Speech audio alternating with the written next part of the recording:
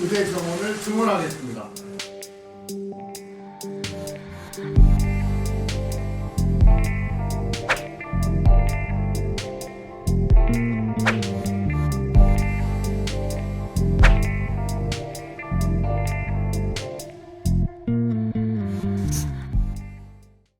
기본적으로 국제적인 기준에서 볼 필요는 있어요. 특히나 저희가 뭐 주요 선진국들을 이제 그 같이 모여 있다고 하는 OECD 정도에서 이제 봤을 때는 저희가 지금 1000명당 2.4명 정도예요. 2.3에서 2.4 사이거든요. 근데 그것보다 더 중요한 게 이 2.3에서 2.4 사이에는 한의사 선생님들이 들어있어요. 근데 이제 한의사 선생님들이 예를 들면은 뭐 소아외과 할 수 없고, 뭐 이제 응급의학과 할 수 없고, 결국은 만성질환, 뭐 고혈압, 당뇨 지역에서 지금 현재 할 수 없어요. 그러면 사실은 훨씬 적다고 봐야죠. 더 중요한 거는 고령화가 되고 있고 우리는 초고령화로 간다는 거예요. 그럼 의사가 엄청 필요해요. 지금도 그렇게 그냥 격리해가지고 시설에다가 노인들을 두고 관리하는데 제대로 된 의료 서비스를 제공하려면은 의사가 많이 필요해요. 그 부분에서.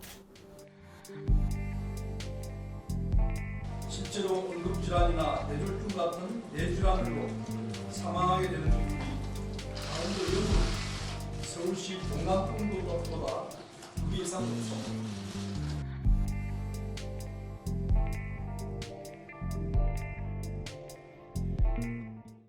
2008년도에 건강보험연구원에서 의사 수가 이렇게 늘어나면 앞으로 의료비가 폭증할 것이다라는 염려를 했었어요. 실제로 그 이후에 그거 하나만은 아니지만 의사 수가 의료비가 많이 폭증했죠. 물론 노인 환자들이 많아진 부분도 있고 이제 그렇지만 그런 부분이 분명히 있고 그래서 의사 수가 늘어나는 걸 우리가 반대하는 거는 의료비 폭증이 되고 그 의료비 폭증은 그리고 국민들한테 모든 피해가 돌아갈 것이다.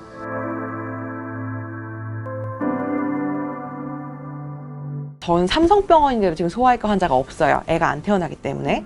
근데 지역에 의사를 고정시켜놨어요. 뭐 전남 목포에 너희 100명은 전남 목포에서 의사를 10년간 해야 돼. 전공의 5년간 해야 돼.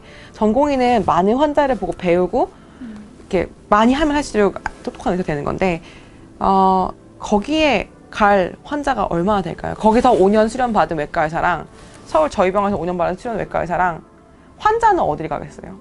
다 KTX 타고 올라오겠죠. 제대로 된 병원을 만들어놔야 되고 그 병원에서 가르칠 교수를 강제로 고용을 해야 되고 그래야지 애들이 배울 수가 있다.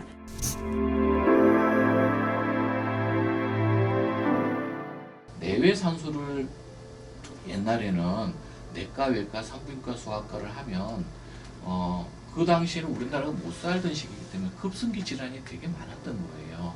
그래서 의사에 대한 수요 자체도 상당히 많았던 거고요.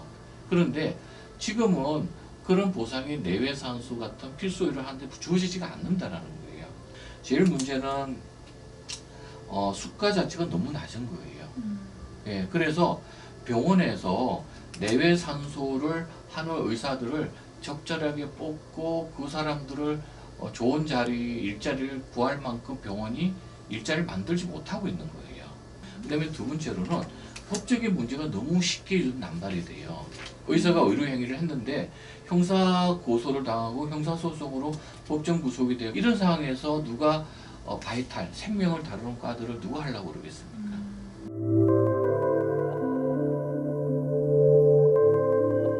장교 수련을 받는 게 중요한 게 아니라 장교가 돼서 실제로는 그 부대에서 자신이 리더가 돼가지고 일을 하는 시간이 한 10년 정도는 돼야 된다고 저는 생각하는 거예요. 그래서 전문의가 되고 나서 최소 10년이어야 되는 거죠. 근데 현재 정부안을 보면 수련과정 포함이에요. 그럼 인턴 1년, 레지던트 4년, 아까 이야기한 소아외과, 외상외과 이런 거는 펠로우 2년을 다 더 해야 돼요. 심장내과 뭐 이렇게. 그럼 7년. 3년만 그러면은 지역에서 일하게 되는 거죠. 전문의로. 그렇게 끝나면 사실상 서울 수도권으로 갈 수 있죠. 거라고 봐요. 그렇죠. 그리고 또 다른 문제는 이 사람들이 일할 수 있는 의료기관에 대한 이야기가 지금 전혀 없잖아요.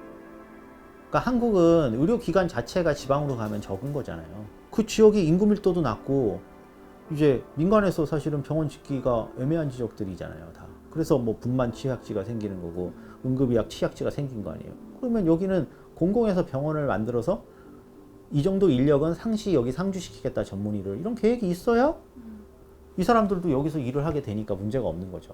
할 데가 없으면 어떻게 되냐. 수도권으로 올라와서 피부 미용을 하게 되는 거죠.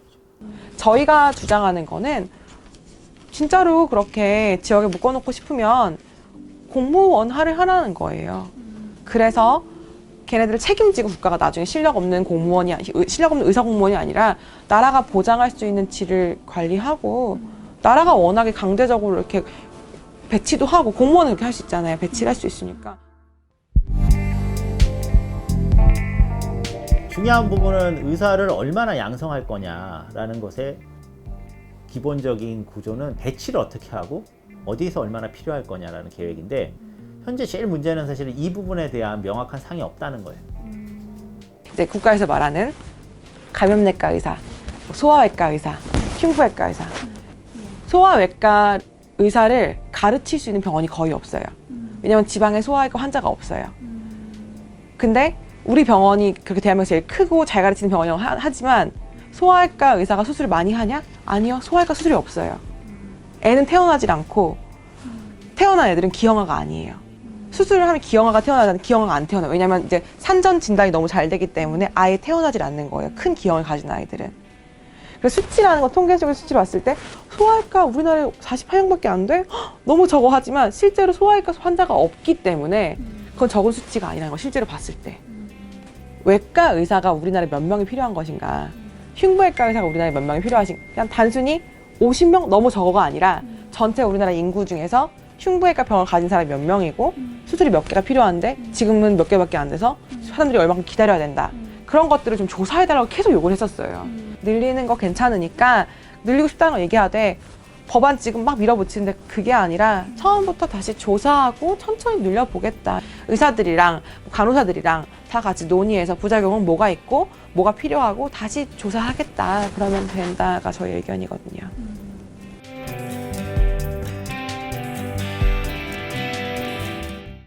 우리나라가 전체주의 국가인가요? 전 세계 어디에도요. 기자님 말씀하시는 그런 식으로 국민들의 직업을 강제하는 나라는 없어요. 너는 정신과 의사 해라. 너는 외과 의사 해라. 너는 흉부외과 의사 해라. 강제하는 거잖아요. 국가가. 아니 세상에 어디에 어떤 나라가 우리가 공산국가도 아닌데 그런 식으로 직업의 자유를 강제하죠. 그러니까 외국 사람들은 기본적으로 병원은 뭔가 소방서 같은 개념이에요. 지역에 있고 저거는 내가 아프면 가서 치료받는 거고 그리고 이제 뭐 건강보험이 되든 국가 이제 주도 영국식 NHS가 되든 다 조세나 이렇게 조달해서 재원은 거기서 나오는 거죠. 그러니까 사회 서비스고 공공 서비스라고 생각하죠.